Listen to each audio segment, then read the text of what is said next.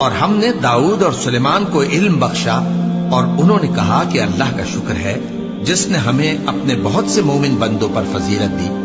اور سلیمان داؤد کے قائم مقام ہوئے اور کہنے لگے کہ لوگوں، ہمیں اللہ کی طرف سے پرندوں کی بولی سکھائی گئی ہے اور ہر چیز عنایت فرمائی گئی ہے، بے شک یہ اس کا خاص فضل ہے۔ سلیمان کے لیے جنوں اور انسانوں اور پرندوں کے لشکر جمع کیے گئے اور پھر ان کی جماعتیں بنائی گئی، یہاں تک کہ جب چیونٹیوں کے میدان میں پہنچے تو ایک چیونٹی نے کہا کہ چیونٹیوں، اپنے اپنے بلوں میں داخل ہو جاؤ، ایسا نہ ہو کہ سلیمان اور اس کے لشکر تم کو کچل ڈالیں اور ان کو خبر بھی نہ ہو۔ تو وہ اس کی بات سے ہنس پڑے اور کہنے لگے کہ اے پروردگار، مجھے توفیق عنایت کر کہ جو احسان تو نے مجھ پر اور میرے ماں باپ پر کیے ہیں ان کا شکر کروں اور ایسے نیک کام کروں کہ تو ان سے خوش ہو جائے، اور مجھے اپنی رحمت سے اپنے نیک بندوں میں داخل فرما۔ اور جب انہوں نے پرندوں کا جائزہ لیا تو کہنے لگے، کیا سبب ہے مجھے ہدہد نظر نہیں آتا؟ کیا کہیں غائب ہو گیا ہے؟ میں اسے سخت سزا دوں گا یا ذبح کر ڈالوں گا یا میرے سامنے اپنی بے قصوری کی واضح دلیل پیش کرے۔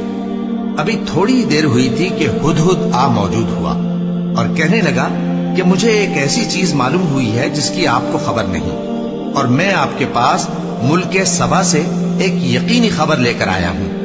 میں نے ایک عورت دیکھی کہ ان لوگوں پر حکومت کرتی ہے اور ہر چیز اسے میسر ہے، اور اس کا ایک شاندار تخت ہے۔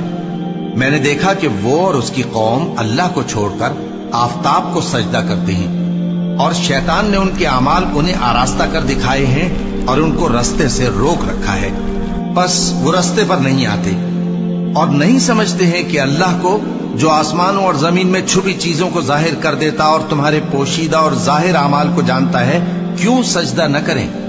اللہ کے سوا کوئی عبادت کے لائق نہیں، وہی عرش عظیم کا مالک ہے۔ کیونکہ آیت سجدہ تلاوت کی گئی ہے لہذا سامعین پر سجدہ واجب ہے۔ سلیمان نے کہا، اچھا، ہم دیکھیں گے تو نے سچ کہا ہے یا تو جھوٹا ہے۔ یہ میرا خط لے جا اور اسے ان کی طرف ڈال دے، پھر ان کے پاس سے ہٹ جانا اور دیکھنا کہ وہ کیا جواب دیتی ہیں۔ ملکہ نے کہا کہ دربار والوں، مجھ تک ایک نامہ گرامی پہنچایا گیا ہے، وہ سلیمان کی طرف سے ہے، اور مضمون یہ ہے کہ شروع اللہ کا نام لے کر جو بڑا مہربان نہایت رحم والا ہے، بعد اس کے یہ کہ مجھ سے سرکشی نہ کرو اور مطیع و فرما بردار ہو کر میرے پاس چلے آؤ۔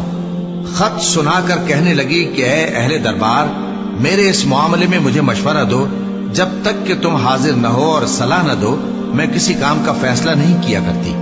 وہ بولے کہ ہم بڑے زوراور اور سخت جنگجو ہیں، اور حکم آپ کے اختیار میں ہے، تو جو حکم دیجیے گا اس کے انجام پر نظر کر لیجیے گا۔ اس نے کہا کہ بادشاہ جب کسی شہر میں داخل ہوتے ہیں تو اس کو تباہ کر دیتے ہیں اور وہاں کے عزت والوں کو ذلیل کر دیا کرتے ہیں، اور اسی طرح یہ بھی کریں گے، اور میں ان کی طرف کچھ تحفہ بھیجتی ہوں اور دیکھتی ہوں کہ قاصد کیا جواب لاتے ہیں۔ پس جب قاصد سلیمان کے پاس پہنچا تو سلیمان نے کہا، کیا تم مجھے مال سے مدد دینا چاہتے ہو؟ سو جو کچھ اللہ نے مجھے عطا فرمایا ہے وہ اس سے کہیں بہتر ہے جو تمہیں دیا ہے۔ حقیقت یہ ہے کہ اپنے تحفے سے تم ہی خوش ہوتے ہوگے۔ ان کے پاس واپس جاؤ، اب ہم ان پر ایسے لشکر لے کر حملہ کریں گے جن کے مقابلے کی ان میں طاقت نہ ہو، اور ان کو وہاں سے بے عزت کر کے نکال دیں گے اور وہ ذلیل ہوں گے۔ سلیمان نے کہا کہ اے دربار والو، کوئی تم میں ایسا ہے کہ قبل اس کے کہ وہ لوگ فرما بردار ہو کر ہمارے پاس آئیں، ملکہ کا تخت میرے پاس لے آئے؟ جنات میں سے ایک قوی ہیکل جن نے کہا کہ قبل اس کے کہ آپ اپنی جگہ سے اٹھیں میں اس کو آپ کے پاس لا حاضر کرتا ہوں، اور مجھے اس پر قدرت بھی حاصل ہے اور امانت دار بھی ہوں۔ ایک شخص جس کو کتاب الہی کا علم تھا کہنے لگا کہ میں آپ کی آنکھ کے جھپکنے سے پہلے پہلے اسے آپ کے پاس حاضر کیے دیتا ہوں۔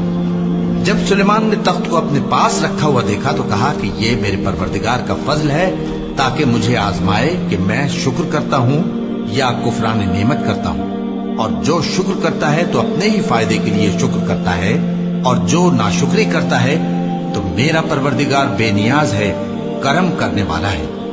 سلیمان نے کہا کہ ملکہ کے امتحان عقل کے لیے اس کے تخت کی صورت بدل دو، دیکھیں کہ وہ سوج رکھتی ہے یا ان لوگوں میں سے ہے جو سوج نہیں رکھتے۔ پھر جب وہ آ پہنچی تو پوچھا گیا کہ کیا آپ کا تخت بھی اسی طرح کا ہے؟ اس نے کہا کہ یہ تو گویا ہو بہو وہی ہے، اور ہم کو اس سے پہلے ہی سلیمان کی عظمت و شان کا علم ہو گیا تھا، اور ہم فرما بردار ہیں۔ اور وہ جو اللہ کے سوا دوسروں کی پرستش کرتی تھی، سلیمان نے اس کو اس سے منع کیا کہ وہ کافروں میں سے تھی۔ اس کے بعد اس سے کہا گیا کہ محل میں چلیے۔